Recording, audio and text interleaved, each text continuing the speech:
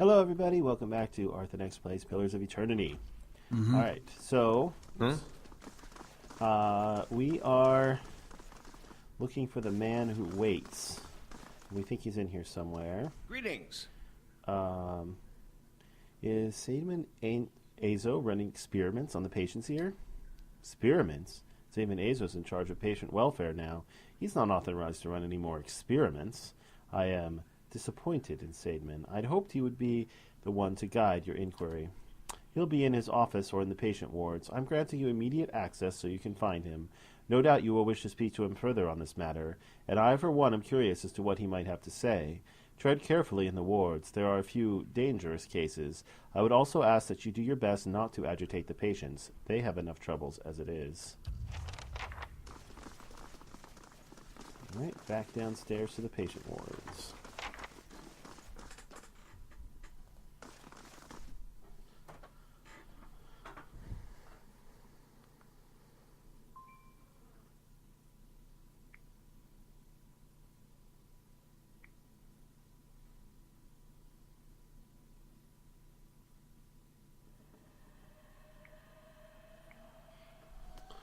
Okay.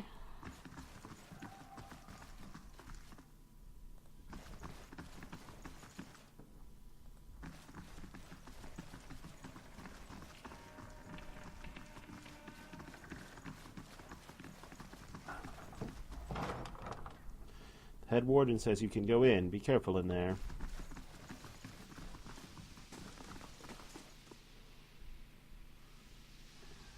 Flesh constructs. Are those supposed to be here? The curved spine twists this woman's posture forward, her greasy hair draped over her large eyes like vines. She smiles at you. You must be visiting someone. Then, noticing your appearance, she adds, a friendly visit, I hope. What do you know about this animancer, Azo?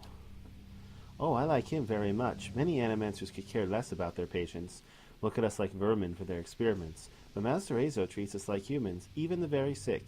You can tell he does this to help people. He's helped me understand a great deal about myself, and I know he's done the same for others. It's too bad what they did to him. He hides it well, but I know he's still affected by it. What happened to him? Farrell's eyes dart back and forth, and her voice lowers to just above a whisper. They don't like to talk about it, but there was an accident. He was said to be one of the brightest in Deerwood. That was his reputation here, and that was what brought me to seek treatment. People say it was ego that drove him to try and solve the legacy, but that's hogwash. Even if he was a bit of a showman, he loves his homeland. He thought he could help. He wasn't the one to speak of his work. He suspected his colleagues might have tried to steal it, but he told me once that he had figured out a way to create a soul. Not a soul exactly, mind you. How did he put it? A proxy, I think he called it. Had some machine that drew energy out of the very ether. Can you imagine? The point is, he was going to help with the legacy. It was going to make Hollowborn into something easier to love and care for. Gods know that's something we need. Do you know what they call those empty little babies in Andra's gift? No, tell me. They call them buoys, because so many of them are found floating face down in the water. These are mad times. Anyway, Master Enzo had scheduled a public demonstration of his work in Copper Lane. He was so excited. And then the next day he was locked in his office, turning away visitors. I heard, and he stopped seeing patients. I don't know exactly what happened, and I don't have the heart to ask him, but I'm glad they're letting him treat people again. Any of the patients here been acting unusually? Well, there's Barixa, who relives a murder she committed more than 5 lifetimes ago. Idlemen, who say they only have half a soul and who was found collecting faces of the others because he believed his to be a false one. Graham, he speaks in a language no one understands and wails at night sometimes. Different from normal behavior, I mean. Well, yes, I suppose, but nothing they can volunteer for. Master Azo let us know that a number of patients in the North Ward had volunteered for a new therapy and would be escorted to his laboratory to receive treatment. The North Ward has our most troubled cases. I'm glad some of them have chosen to get help. It seems to me it's gotten quieter over there since it started. That's ominous. Would I be able to visit the North Ward? They like to keep them separate. I don't know that I've ever seen the guards allow a visitor. Just Master Azo. Where would I find Master Azo? I think I've seen him around today. Have you checked the laboratory? It shares a wall with his office. He's been spending most of his time in there lately. Why are you in here? Behind her hair, her cheeks flush. I don't want to say. You'll think less of me. Ooh. Flattery will get you everywhere. When you blush like that, it brings out the color of your eyes. Her blush deepens, and he ducks her head forward to bury her face deeper in her hair. These last few years haven't been kind to me. They haven't been kind to anyone, really. I try not to think of it as personal. I lost my husband and both boys in the Saints' War. My daughter, the legacy took her before she was ever mine. I made do. What else can you do?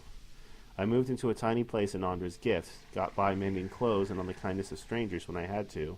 But I was surviving, and the gods were watching over me. I could live with that. Then one day this noblewoman comes in, wants this fancy gown fixed. Gorgeous thing, this shade of blue I'd never seen before.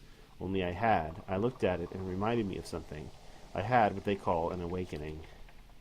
I remembered being a noblewoman myself in another life, people doting over me, men doting over me. Me! The best food, the most beautiful home, all the things you'd never dare to dream of, they were mine. It was poison knowing that. All those things I had that I'll never have in this life, it did something to me. My food started to taste rotten. The walls in my room seemed to close in around me. I stopped being able to sleep in my own bed. So I came here. It was that or break into an estate and start ordering servants around. It seems like such a silly thing to worry about. You don't have to tell me. But I can't get past it, and I start to wonder, did the gods choose this life for me? And if so, what terrible thing must I have done to deserve it? Nobody deserves to go through what you've gone through. I hope not. I can't even imagine the monster who deserves what half the patients here go through every day.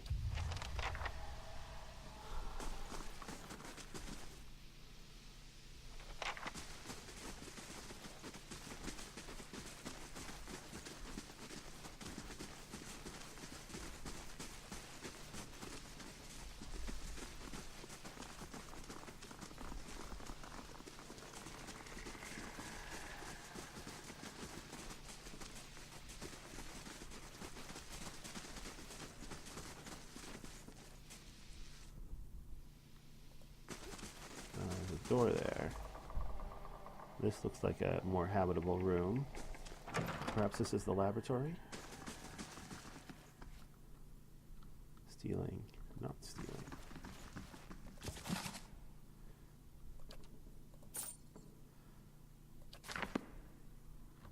Oops. Didn't mean to give you that book. Steady does it. Anything hidden in here? I like it. Just out of curiosity, what's in here? Okay, scroll. Nothing I can't live without. A wicked. Interesting. What does this guy have to say? Keep your distance. You've had incidents. Doesn't look like I can open that door.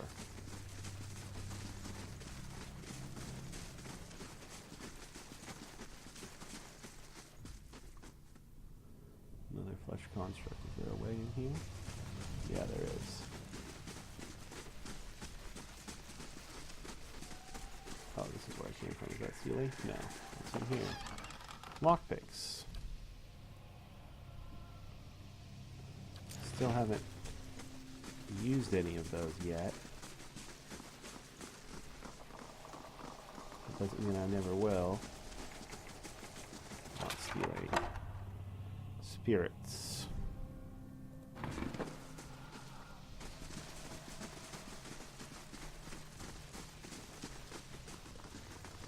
Okay, what's on this side? This place is quite large. Patient in a cell with no door.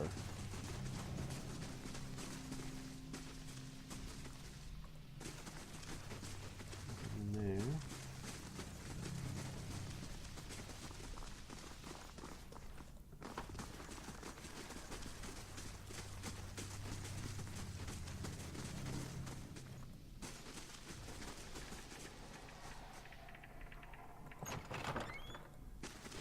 Is the laboratory?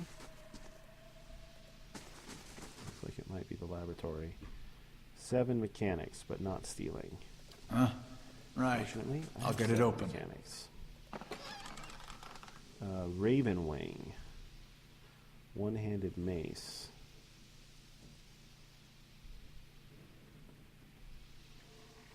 Okay.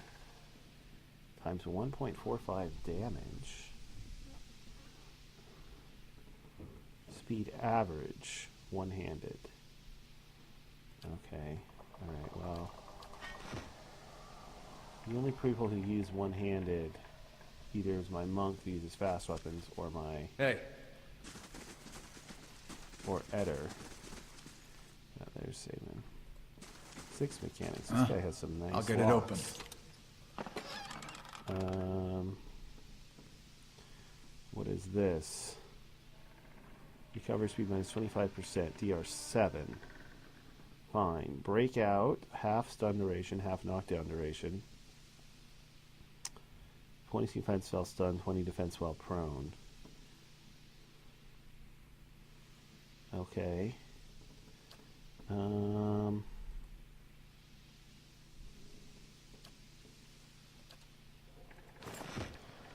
Monk might want that.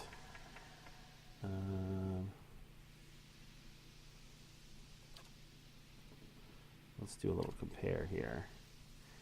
So 2 more DR. Minus 10% worse recovery.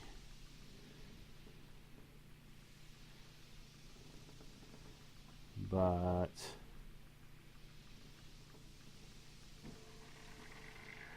it could be really good. Most of the time though, why is that thing so big?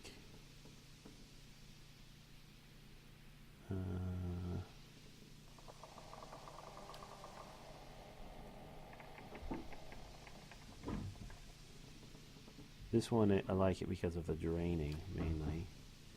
And this one because of the spell striking.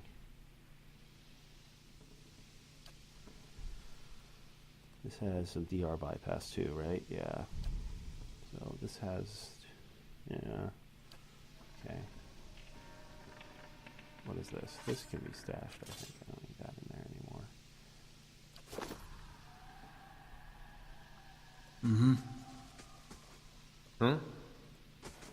Alright, Azo, what do you have to say for yourself? Are you creating monsters? Yeah, no problem. Right. Got it. I suspect All right, then. that there's going to be, let's see, there might be something in this tank, there might be something behind me. Let's put you over by this tank. Oh? Maybe something in that crate. Let's put the 3 of I you shall. down here. Yes. Seems like the safest likely Aye. position. Hey, Have you stand course. behind, Right. you stand in the middle, and you stand next to him. Okay. If combat breaks out, which seems likely, this is the best I can do without foreknowledge. Alright, a round-faced balding man turns to face you. His upper lip is pulled upward slightly by his pointed nose, exposing his upper teeth when he scowls. What is the meaning of this?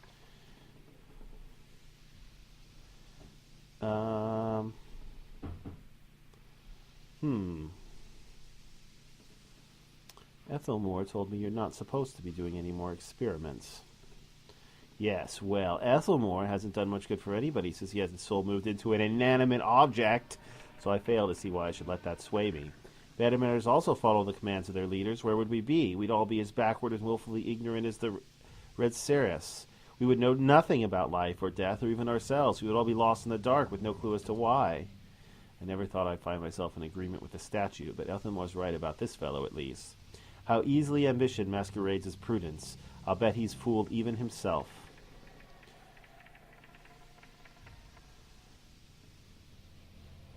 Surely there are other paths that don't involve risking lives. Indeed. Many lives have been spent in such pursuits, writing treatises and poems. But tell me this, how does one verify the truth of a poem? If some philosopher stumbled across the meaning of our existence, how would we know it from a false one? These are wasted lives. In animancy there is progress. We are measurably closer to complete understanding because of our work. And that will be true until our work is complete. Who will solve Widewen's legacy? Some church? Some warrior? It will be an animancer, or it will be no one at all. Have you tried your experiments on any other subjects? I have, yes. No point in lying about it now that Ithelmore's involved. I asked for volunteers from our patients, and a few brave souls come forward. I was very close at one time to a breakthrough. They understood that. They understood their sacrifices would mean something. You were demoted. How did it happen? That's none of your concern. Did one of the others put you up to this? Oddmere, that smug weasel? Things went wrong. Everything. I don't know how. I'll never know. He spits on the floor as if to remove the bitter taste from his mouth. I'd like to access the North Ward. Out of the question. Those patients are in isolation for a reason. So you can coerce them into your experiments? Frail told me everything. She's a patient! That blazing woman knows nothing of the nature of my experiments. He bows up his fist and digs his teeth into his index finger, a growl simmering beneath his breath and a deep scowl encompassing his face. Speak to them for all the good it'll do you. I'm sure the discussions will be fascinating. Why, thank you. Are you the animancer who's been buying relics from the model? Apparently not. Hmm?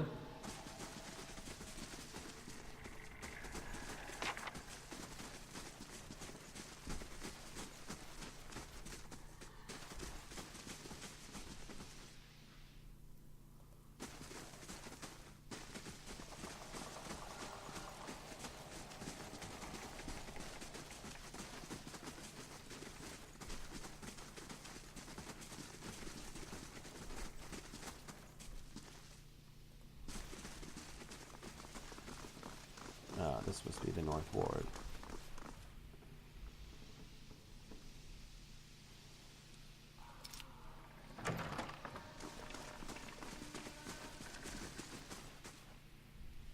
Is this my face? Tell me! I remember hearing about that guy. Nothing in there. What about in here? This man has the look in his eyes of a hunted animal, and at your approach he staggers backward to the far corner of his cell, halfway appearing as though he would climb the walls if it would get him further away from you. He cries out, a bizarre, primal utterance like nothing you've ever heard. Is this the man I'm looking for? I need to ask you some questions. Graham looks at you blankly. It's unclear whether he understands you or not, but his panic has momentarily subsided. He opens his mouth to speak, but the words that come out are half-formed, as though his tongue were cut out. They are impossible for you to discern, if they are indeed words at all. These animancers did this to him. You can see what comes of their meddling. Frail said you were being treated by Saidman Adzo. He looks at you with uncertainty. Slowly, tentatively, he steps closer to the front of his cell, and as he does so, for the first time you can perceive his soul within your ken. It is misshapen as though maimed by some jagged instrument, and a large expanses of it have been gouged out entirely. You feel no barriers of resistance. If you wanted to, you could look further. I will. You're in a cell. A key turns. The door creaks open on neglected hinges. Thoughts come at you in waves, incomplete, broken, fearful. Standing at a door is a rotund, balding man. His upper teeth and pointy nose remind you of a rat. He beckons, apologetic. You don't want to go. Anything else. In your mind is a single word, and the word is no, but it dissolves before it reaches your lips. You press against the back wall, cornered. You cry out. In darkness, you fight against unseen restraints. You cannot move your arms or legs. The man walks into the room carrying a lit candle, its meager flame casting long shadows across the books and machinery. Straps bind your arms and legs. Cold metal circumscribes the crown of your head and the breadth of your chest. The man is sorry. He is in need of raw materials. They dismantled his work, and he needs another source. He needs to show them that he was right. He thanks you. Then he turns a knob, and you feel yourself begin to crack from within, and you could feel pieces of you torn away, like having your insides chewed by a horde of rats, and you are screaming a scream that you can barely hear. Okay. Another night. Heavy footsteps outside your door. Coming for you. You look through the slit in your door. The flesh giant, the artificial being just outside, but facing left, facing the end of the hall. The boy there. The boy looks with interest at the giant, then collapses to the floor like a shed snakeskin. The giant convulses for a moment, then rights itself, turns away, and leaves. Ooh.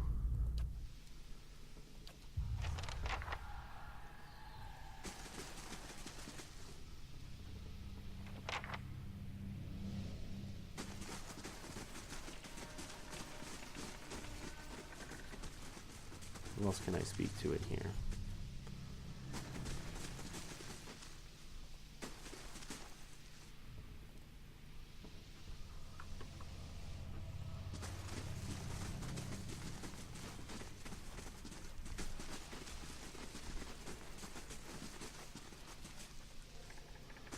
Let's speak to him.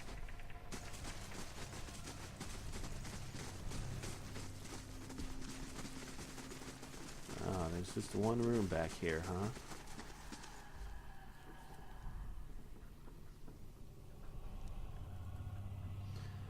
A willowy, adolescent boy stands in the center of his cell, gawkish and stoop-shouldered. He stares straight ahead. This occasional blink is only movement, and it's unclear whether he registers your presence at all behind his glassy, doll-like eyes. In this state, the barriers between your soul and his are thin and porous, easily bypassed. You close your eyes and edge forward to the boy's soul, and as you near, a sudden malaise comes over you. You are cold and warm all at once, sweating and shivering and straining for breath, as you did on the caravan journey. The soul you approach is the wrong one, a parasitic plant that strangles its host. It is predatory and pitiless, and you have crossed paths with it before. Too late does it occur to you to retract, and already you feel yourself plunging into some interminable abyss of thought and memory.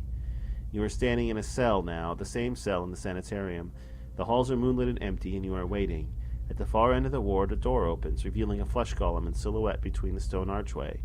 It makes its usual rounds, the same stops every time, the misbegotten child of despondent creators. When the construct is close, you coil yourself up and spring forward, passing out of the boy's body as though it were a membrane. You can sense his body behind you collapsing to the fore, a puppet whose strings are cut. You are rushing towards the golem now, bodiless as a gust of wind. Quickly you think to yourself, quickly, and you feel the strength hemorrhaging from your soul as you dart towards the makeshift abomination. You pass into the golem's shell and overtake the soul implanted within, encircling it, suppressing it, and contained in this new vessel you are strong again. You step heavy-footed down corridors unheeded by the other constructs and scrutinized only by the wary, untrustworthy eyes of the mad, coming at last to an office piled with books and scribbled papers and the perverse implements of animancy. You set your oversized hand upon a large machine, a nest of globes and tubes and coils in the center of the room, and go to work, bending wires and unsettling alignments. Your surroundings are pulled past you, or perhaps you are pulled past them, and they dissolve into a blur. When they settle into place again, you are outside on a clear day, standing in front of a crowd stacked high above you on the tiered seats of an amphitheater. You are acting for the crowd, standing deliberately still, but this is no play. A balding man with rodent-like features is strapping you to a machine, the one you had tampered with. You see your arms for the first time, short and fleshy, unmistakably those of a little girl. But this body is not truly yours. Your mind still holds the same determination, the same hard-heartedness as it has before. The body itself is cold and vacuous. Unlike the others, this one has no soul of its own. The man speaks and the crowd applauds with an enthusiasm worthy of a hero's entrance. Bear witness, he says, and he pulls a lever. The machine shivers and sparks, and a bead of sweat rolls down the side of the man's brow. But the crowd's apprehension quickly gives way to awe as a crystal globe fills with a radiant mist that casts the entire theater aglow. He opens a valve, and the glow claws through a tube along a length of copper wiring that runs to a set of electrodes beneath your armpits. You feel nothing when it reaches you, as it should be, for you have been leading his work astray periodically for some time, altering notes and settings and playing puppeteer for Hollowborn. But you make it look how people would expect it to look when a body is infused with the soul. In a moment, the machine goes dark, and the man unstraps you, eyeing you with a scientist's concern. He steps back up at the crowd. "Behold," he says, but there's obvious hesitation in his voice. Slowly, you take a plodding step forward, then another, and then another. You look up at the man, giving him the eye contact of which no Hollowborn is capable, and the crowd gasps. The man looks relieved. "How do you feel?" he asks in a volume meant for the crowd. And this is the moment. At the top of your lungs, you let out a piercing shriek. The man comes towards you, his hand outstretched, but you run the other way, back to the machine. With all your strength, you drive your head into the crystal globe, and it shatters, streaking your head with warm blood. You drive your head down onto the surface of the machine again and again, drawing panic screams from the crowd, and by the time the man reaches you, your body has already ceased proper function and merely twitches on the cold ground. Satisfied, you depart the corpse in search of another unsuspecting host. Who could put their faith in animancy now? You are pulled again from your surroundings, transcending the boundaries of memories and lifetimes, deeper and deeper past betrayals and murders and lies upon lies that form the thick webbing of plots beyond mortal comprehension. You settle at last on a room you have seen before, expansive, with a tall device encasing an Audra monolith at its center. This room is filled with people, and the people all look at the device. You are yanked suddenly back to reality, and the once catatonic boy in the cell is looking directly at you, appraising, calculating. There is no mistaking now that this is the soul of the man who caused your awakening that gazes out from the borrowed husk. A watcher.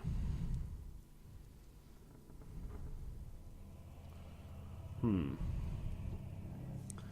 believe we share a common past. I'm just looking for some answers. Is that so? He makes no effort to hide his disinterest, but he continues to search your eyes. He makes a slight grunting noise, and his eyes soften for an instant, and it seems, for that moment, that he recognizes you. He opens his mouth to speak, and then seems to think better of what he is about to say. His jaw tightens. I know your look. You hunger. Hunger for the answers that elude you. It gnaws at your soul. It usurps your reason for being. You are like everyone. I will help you let go. He dodges backwards with a startling grace, putting himself out of reach. On his face there is no malice, only dispassion of a farmer putting down a sick animal. Then suddenly he slumps forward.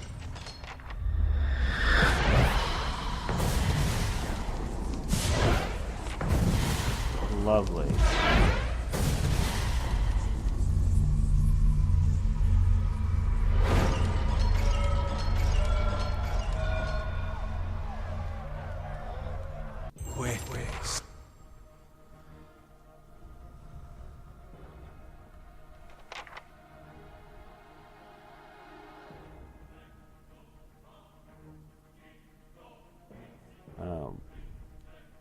Okay. All right. Hmm? Get up there. Eh?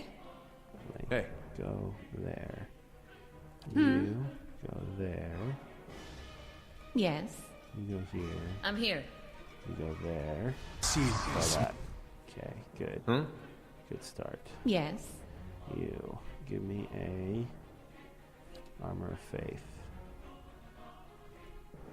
You get up here. I? Attack. Attack. Go. Okay. How long does armor of faith last anyway?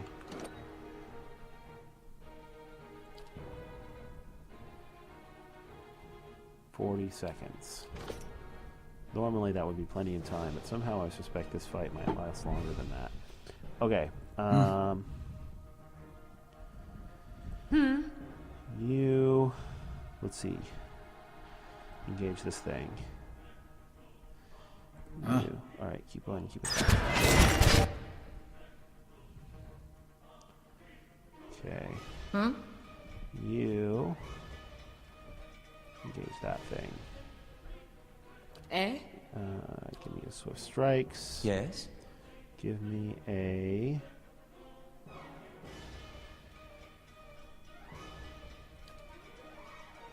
There's a blackened sight. We'll try this.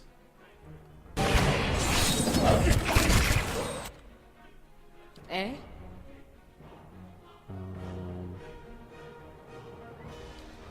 Force of anguish on that thing.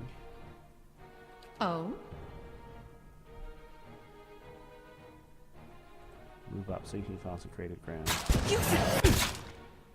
Okay. Consecrated ground.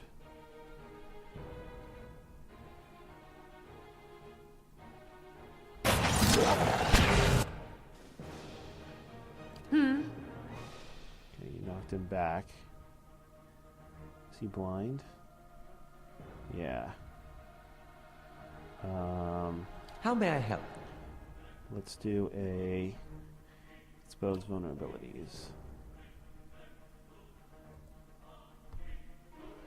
What's this? Huh? You better go engage him. Oh?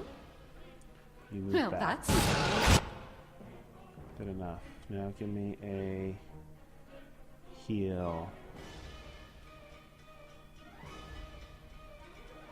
A big one. Yeah. Look at that. Yeah. What are you doing? Killed that guy. Good. Go attack him.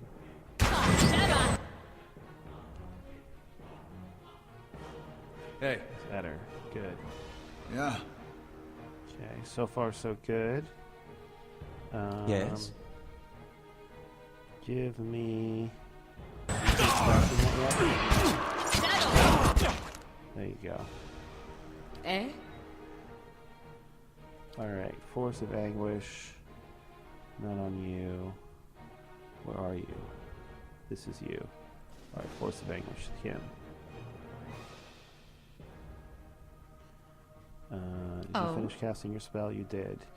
Give me a... What are your other third level spells?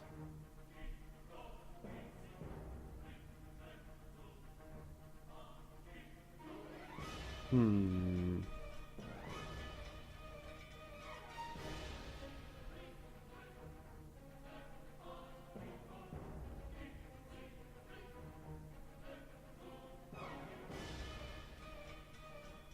like the sound of that. Circle of Protection. Let's cast that.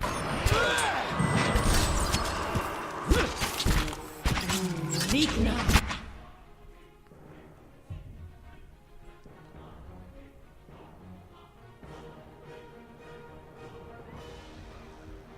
Do that. You're all the way down here.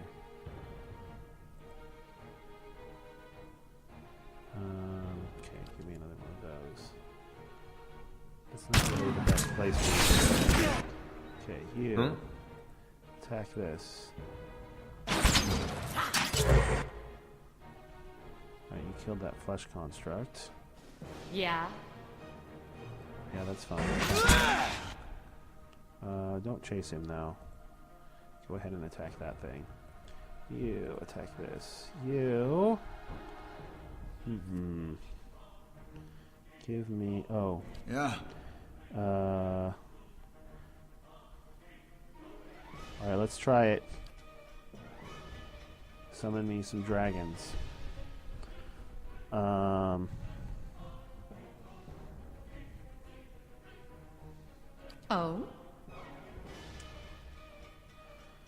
Okay, give me just a basic heal on those two. How may I help? And give me another... Are you still blind? For another 9 seconds.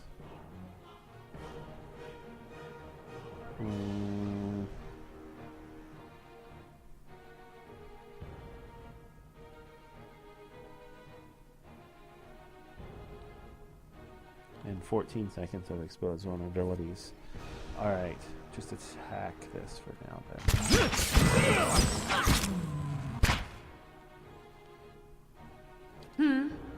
You still have, you don't have Swift Strikes going. Oh, yay, dragons! So these have 68 health, not much in the way of defense, but 10 damage reduction. That's quite a lot. These things seem pretty good. Alright, you attack this. You attack this, and you attack this. Oh, they like breathe fire? That's pretty sweet. Yeah, they freaking breathe fire. That's awesome. They do a ton of damage too. Wow, these things are amazing. Alright, I think we're gonna win this now.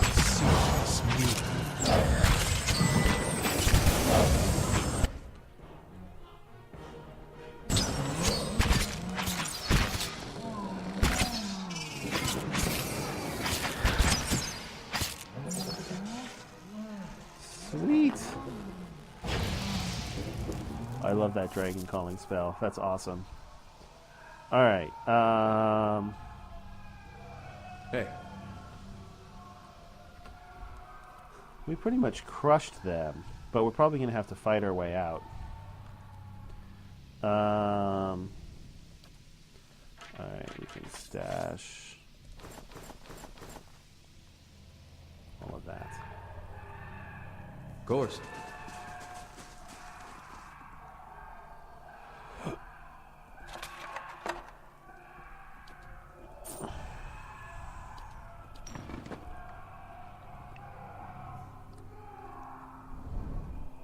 chains are they talking about? Pit? Let's see a pit. Maybe it's there, I just can't see it.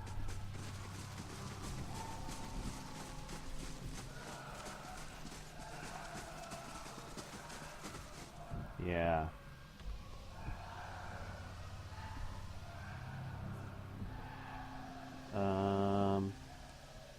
Who should I have go up there? Sure. Let's have you do it. Quete silves mit. What? You can't attack me. Don't tell me you can attack me through a wall. That's ridiculous. Alright, attack.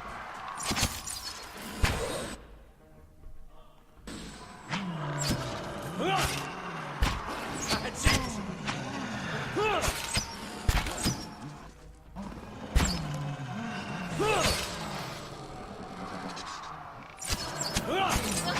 Not quite.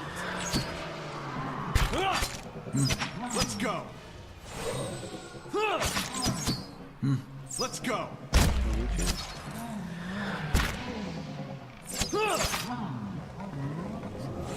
Hey, you're not getting through me. Huh? Of course. What are I'm you here. doing up front? Yeah.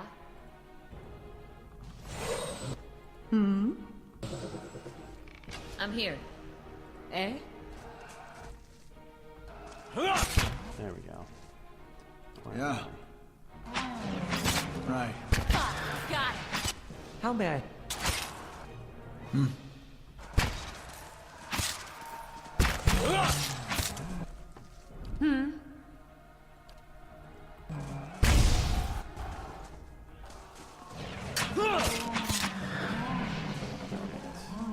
Hey.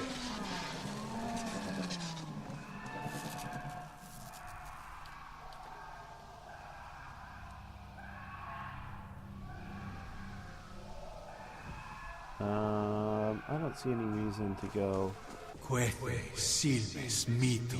around. Oh, there's a lot of them in here. Alright, hang on a second. Oh? Hey. How are my non-fighters up front here? You go here. You go there. You go there. Hey. You go there. Yes. This is a disaster. No. Oh? Run. Stand there and take damage. Okay, Ready, you too. Watcher. Run. Ugh.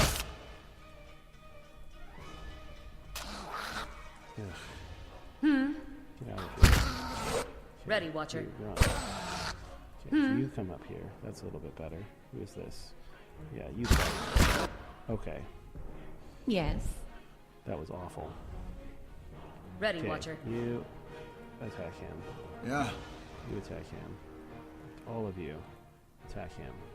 Yes. You. Not too. Oh, there's a flesh construct there. Alright, attack him. Attack him. You attack him.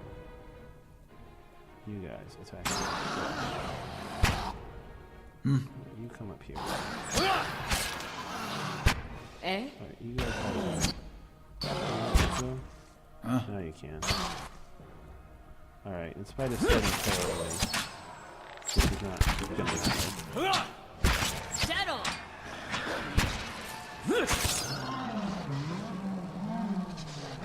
Hey. I suppose I should go see Azo if he's still alive. Is that in fact what I'm supposed to do?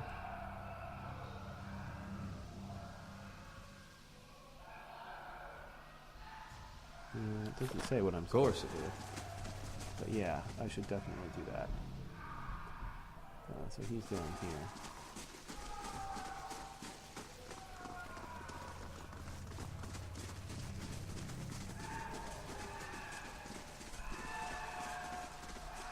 He's still here. Is he possessed?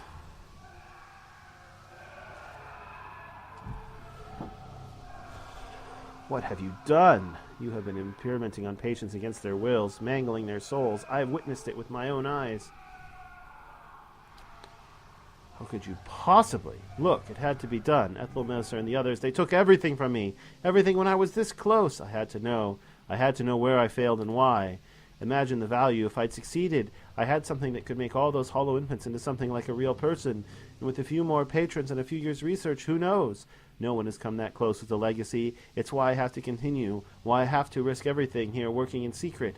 That's why you have to lie to Ethelmesser for me. Tell him you cleared me of all suspicion.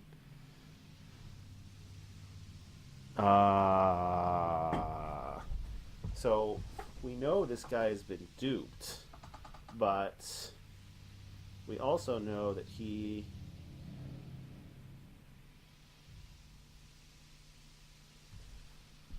I'm going to reserve I judgment. trust that you'll do what's right for Deerwood. Don't hold everyone accountable for my mistakes. All right. We'll see. Oh, we have some new stuff at our stronghold. Minor item. Go.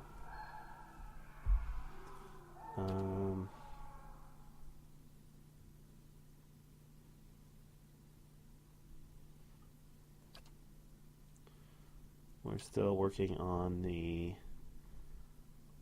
barracks. Yeah. 1 day, 3 hours.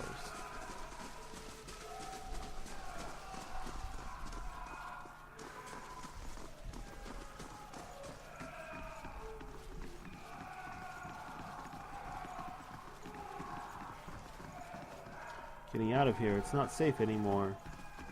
Got that right.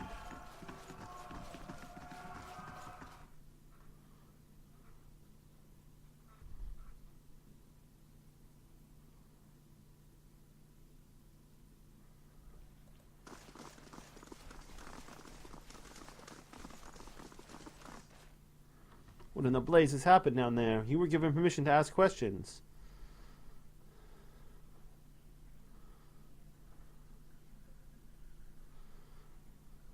It's complicated. A patient of yours, Uskrim, was working for the Leaden Key, only without knowing it. You finish your explanation and Ethelmore breaks his silence. I have read accounts of people in history who could do what you describe.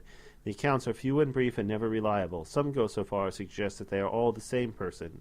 If truly such a person was here among us, plotting our ruin, would that I had a body again and could be of some real use in our time of need. I fear what the future may hold for this place.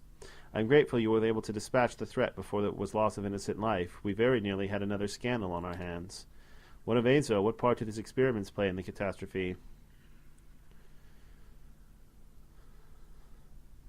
Azo was only trying to help the patients. The Leaden Key took advantage of him. I think that's the truth. I should have known better than to isolate him. Of course he would resort to deception. The wiser thing would be allow his experiments, with close oversight, of course. A mind like his must be allowed a chance to create.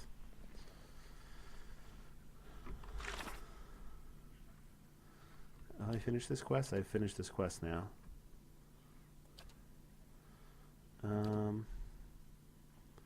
Alright.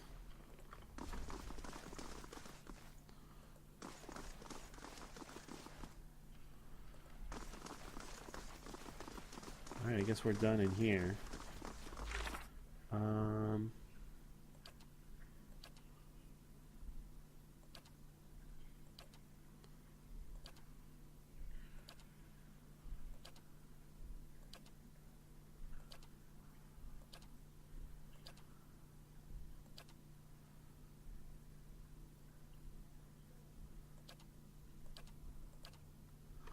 Yeah, looks like we're done in here. Hey. Okay.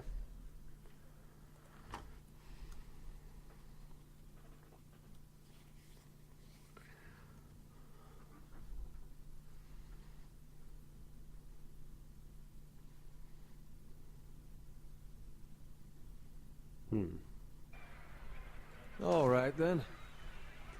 Oh, what is this? I beg your pardon, I have a message for you. You are summoned to Hadret House, where the Lady Webb wishes to meet with you as soon as possible. This is where I'm looking for. Where can I find Hadret House? It's just over there, my lord, the southwest corner of Brackenbury. You'll find the lady upstairs. Tell me about her. Do you not know Lady Webb? She's, well, no one's seen her exactly in a long time, but she's the mistress of Dunrid Row, has been for as long as anyone can remember. She's supposed to be old, older than anybody, and she never leaves her room. Some say she's wasted away and just a pile of bones kept animated by dark magic. She's still at it, best anyone can tell, learning things, keeping us safe, pulling the strings behind the throne, too, it's said. Has a ring of ciphers doing her bidding, telling her everything that goes on. You go wrong in this country, before you go asking the gods for forgiveness, best you ask Lady Webb first. What's Dunrid Row? A whole mess of ciphers out of Hadrit House. They make it their business to keep the peace, but they don't like you when see them do it. Problems in this city have a way of going away on their own, and when that happens, you can make a good guess as to why. Very well.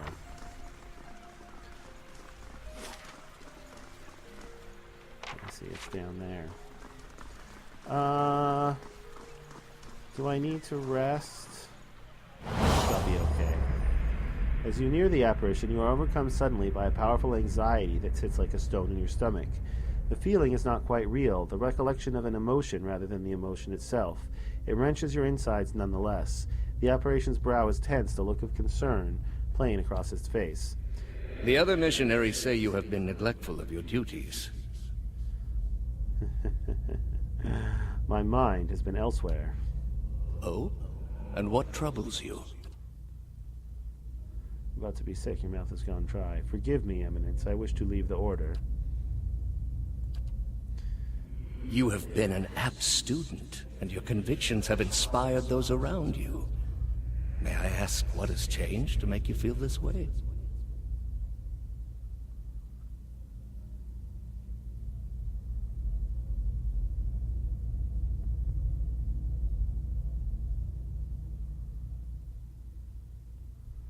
I have done something unforgivable. I see. And you would cast yourself out, is that it? What I've done, no god would have me now. If you believe that, then I have failed you as a teacher. There are many gods so that all people are looked after, no matter who they are or what they've done. The only ones who need fear anything are those who abandon their gods, thinking all is lost. But for those who beg help and forgiveness, the gods always provide. Only for the deserving. I will tell you the truth. There may be some among the gods who would see you punished. But after punishment comes absolution, redemption. Whatever stain there is upon your soul, the gods can wash it clean. But you must dedicate yourself to them in return. That is what makes one deserving. Will you return the faith they put in you? Something seems to loosen all at once, and the anxiety is replaced with something else entirely. Something warm and soothing, and it's something you know you can never repay. As the vision fades, you start to become cognizant of the many odd looks aimed in your direction. Your last response echoes in your mind, I will. This is me in a past life, huh? You see a woman, dark-skinned, taut with worry. Moving aft, she scales the rigging and shouts frantically at the crew. The ship isn't turning fast enough. She looks at the captain, gaping soundlessly at the approaching vessel. Her hands blister from the descent as she jumps from rope to rope, screaming at him to take action, take charge, do something. What is she paying him for if not to defend her ship from pirates? With a squeal, as ladders are thrown across, the ship is boarded. She sprints below decks, taking steps 3 at a time until she reaches the cargo hold. Scrambling amongst containers, she searches until she finds it, a blunderbuss fully loaded. Someone grabs her from behind. She throws up a knee, whirls around and shoots. The force sends her spine first into the wall, but her assailant falls to the ground with half a head and without an arm. Dragging herself up the stairs, she reloads and engages the enemy force with her crew. She cocks an eyebrow as pirates drop left and right. Clearly, this is more than they bargained for when they chose her ship. Alright, well, I'm going to end this episode here. Thanks for watching, everybody. If you enjoyed it, please consider liking the video. Either way, I hope you have a terrific day.